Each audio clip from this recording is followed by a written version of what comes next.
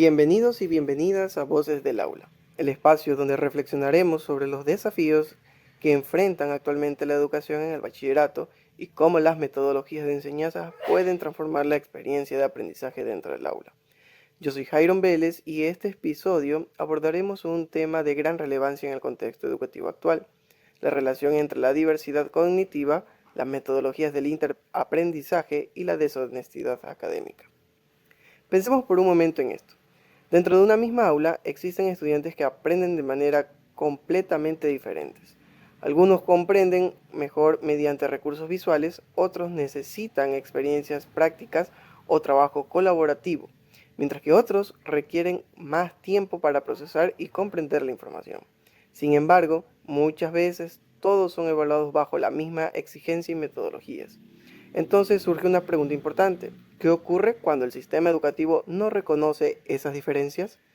En este episodio analizaremos cómo los ritmos de aprendizaje, las inteligencias múltiples y los estilos cognitivos influyen directamente en el rendimiento académico y en la participación de los estudiantes de bachillerato.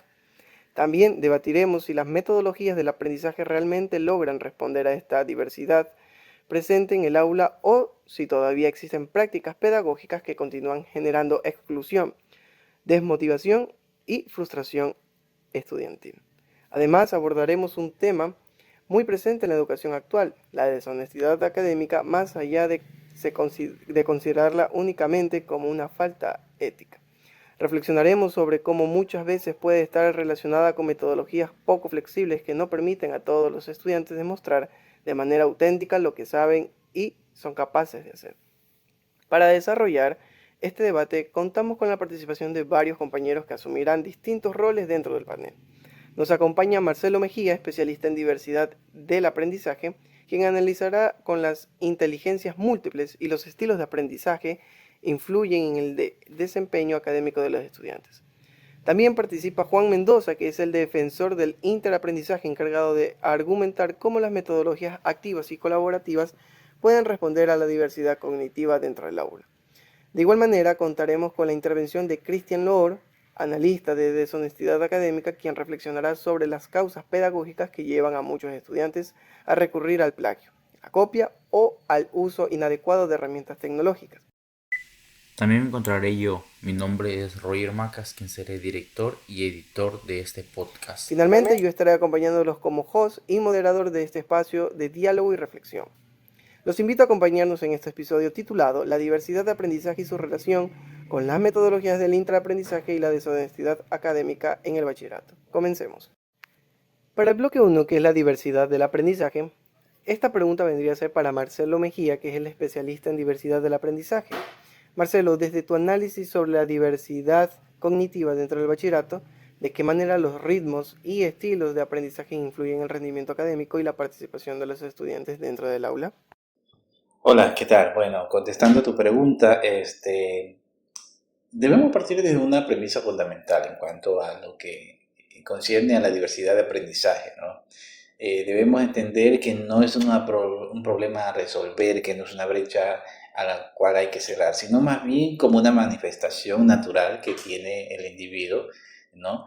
En esencia consiste en eso, en el reconocimiento de que cada individuo posee un perfil único de fortaleza, ¿no?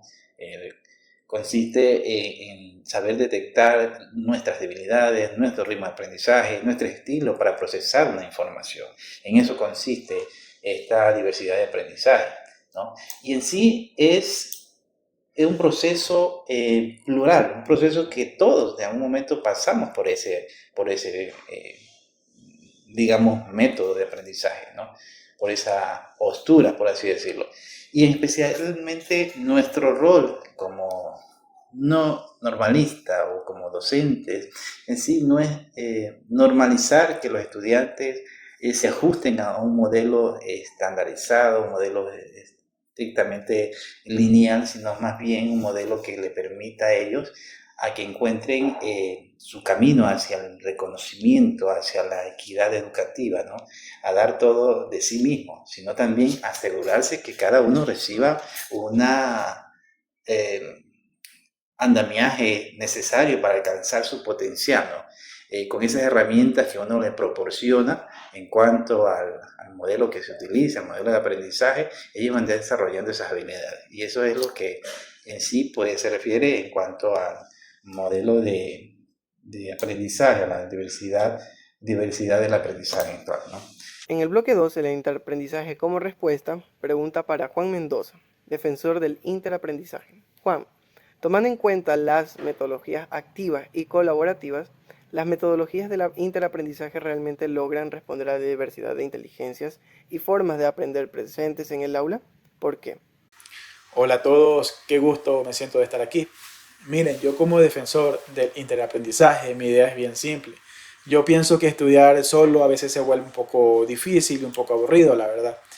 El interaprendizaje es básicamente aprender entre todos, como amigos. Es entender que no solo el profesor nos puede enseñar, sino que nuestros compañeros, de ellos también nosotros podemos aprender un montón. Mi primer punto es el aprendizaje cooperativo.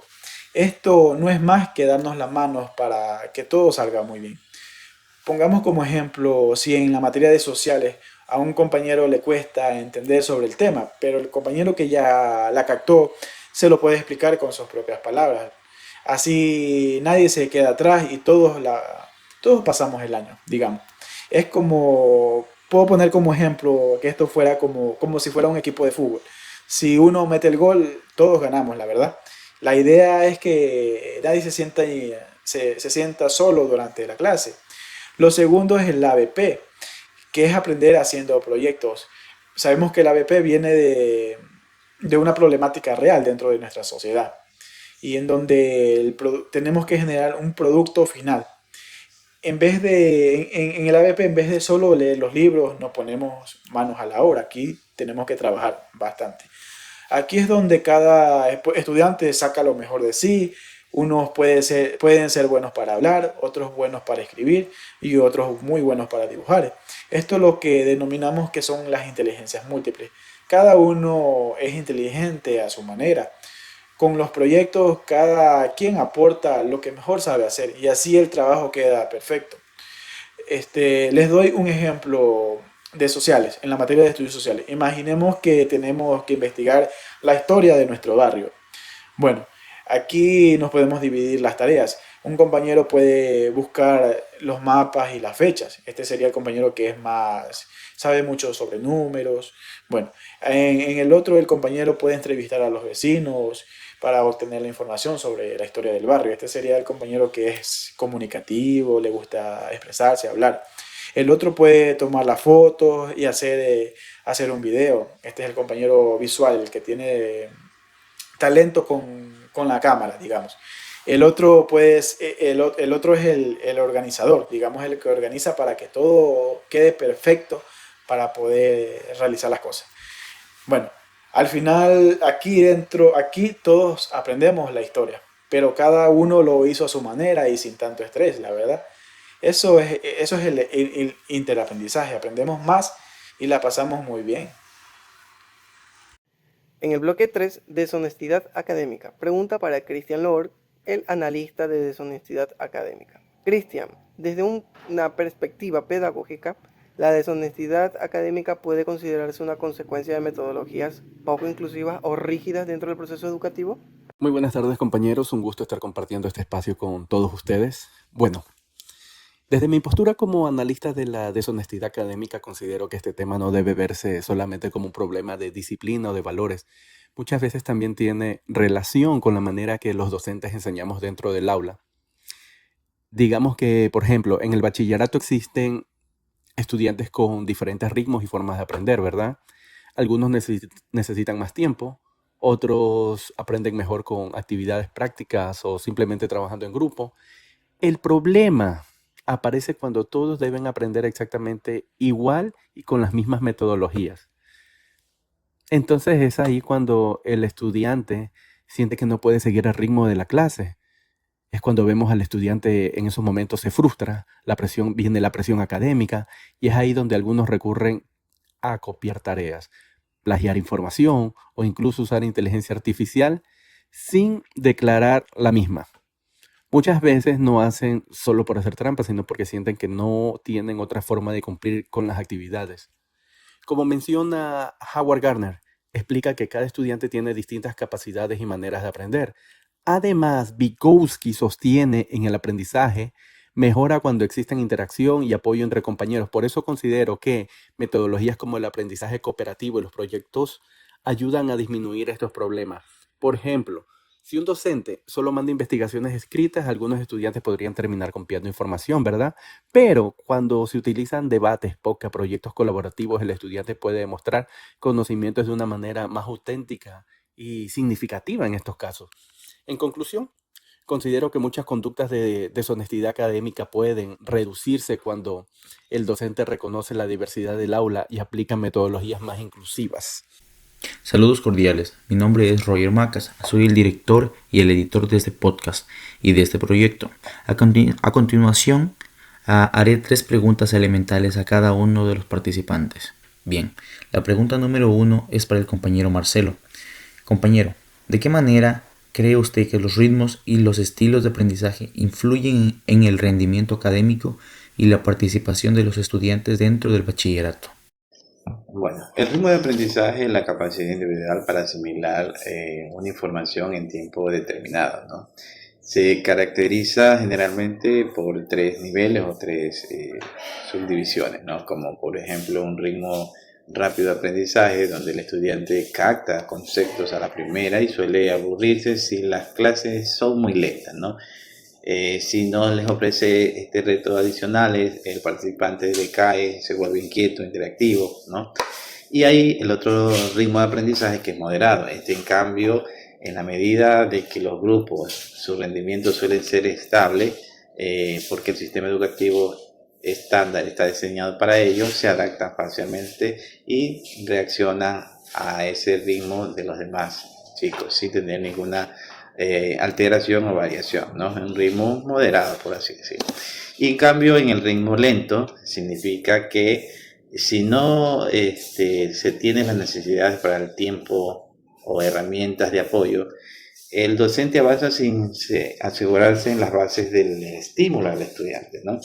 Y puede generar ciertas lagunas en cuanto a los desplomes del rendimiento, que muchas veces genera ansiedad, anulación de la participación de los estudiantes por miedo a equivocarse, por miedo a cometer un error, se reprime muchas veces. Entonces, en este ritmo se puede discernir esa clase de aprendizaje, ¿no? Todo esto estimula y se tiene que trabajar de alguna manera en este tipo de ritmos de aprendizaje, porque cada estudiante tiene una forma de interactuar, una forma de cómo percibir la información, ¿no? Uno desarrolla un poco más rápido, un poco de manera normal y otro un poco más lento. Perfecto, gracias por su colaboración, compañero. A continuación haré la pregunta al participante Juan. Compañero, ¿las metodologías del interaprendizaje realmente logran responder a la diversidad de inteligencias y formas de aprender presentes en el aula? ¿Y por qué? Excelente pregunta. Claro que sí. Y la razón es simple. Estas metodologías no pueden obligar a los estudiantes a ser iguales. En una clase normal, si no eres bueno para los exámenes, estás fuera, ¿verdad? Pero con el interaprendizaje todas las inteligencias cuentan. Si eres bueno dibujando, puedes aportar desde este punto. Si eres bueno hablando, eres el vocero del grupo, digamos. Y si eres bueno analizando, organizas todo. Al final estas formas de aprender funcionan porque valoran el talento de cada uno de los estudiantes. Así nadie sobra y todos aprendemos de verdad. Muchas gracias, compañero Juan. Finalmente, haré la pregunta al integrante Cristian. Cristian, ¿la deshonestidad académica puede considerarse una consecuencia de metodologías poco inclusivas o rígidas dentro del proceso educativo? Gracias por la pregunta. Desde mi punto de vista, sí considero que muchas veces la deshonestidad académica puede relacionarse con metodologías poco inclusivas o demasiado rígidas. En ocasiones los estudiantes recurren a copiar, plagiar, usar inteligencia artificial, porque ellos no se sienten, mejor dicho, sienten que no pueden responder a las exigencias académicas de la manera en que se las pide el docente. No todos aprenden de igual ni al mismo ritmo. Como menciona Howard Gardner, cada estudiante tiene diferentes capacidades y formas de aprender. Además, Vygotsky sostiene que el aprendizaje mejora mediante la interacción y el apoyo entre compañeros. Por eso, cuando las metodologías son más participativas e inclusivas, como el aprendizaje cooperativo o los proyectos, los estudiantes encuentran formas más auténticas y significativas de demostrar lo que saben, disminuyendo así la deshonestidad académica. Y como para finalizar, en conclusión, creo que cuando el docente reconoce la diversidad en el aula, puede aplicar la metodología correcta y para así disminuir este tipo de problemas en su salón de clase. Gracias. Hemos llegado al final de este episodio de Voces del Aula. A lo largo de este debate, hemos comprendido que la diversidad cognitiva no debe verse como una dificultad dentro del aula, sino como una realidad que necesita ser reconocida y atendida mediante metodologías más inclusivas, flexibles y participativas. También reflexionamos sobre cómo las metodologías del interaprendizaje pueden convertirse en herramientas fundamentales para responder a los distintos ritmos, estilos de aprendizaje e inteligencias múltiples presentes en el bachillerato. Cuando el estudiante se siente comprendido, valorado y capaz de participar activamente dentro del proceso educativo, aumenta sus posibilidades de aprender de manera significativa. Además, entendimos que la deshonestidad académica no siempre surge únicamente por falta de valores o responsabilidad individual. En muchos casos puede ser el reflejo de metodologías rígidas que no permiten que todos los estudiantes demuestren sus capacidades de acuerdo con sus necesidades y formas de aprender. Quisiera dejarles una reflexión final. Tal vez el verdadero desafío de la educación actual no sea enseñar más contenido, sino aprender a reconocer que cada estudiante aprende de manera distinta. Y quizá cuando logremos construir aulas donde todos tengan oportunidades reales de aprender, muchas prácticas de deshonestidad académica comenzarán a disminuir de manera natural. Gracias a Marcelo Mejía, Juan Mendoza y Cristian Lord por sus valiosos aportes en este debate. Y gracias también a todos nuestros oyentes por acompañarnos en este episodio de Voces del Aula. Hasta una próxima oportunidad.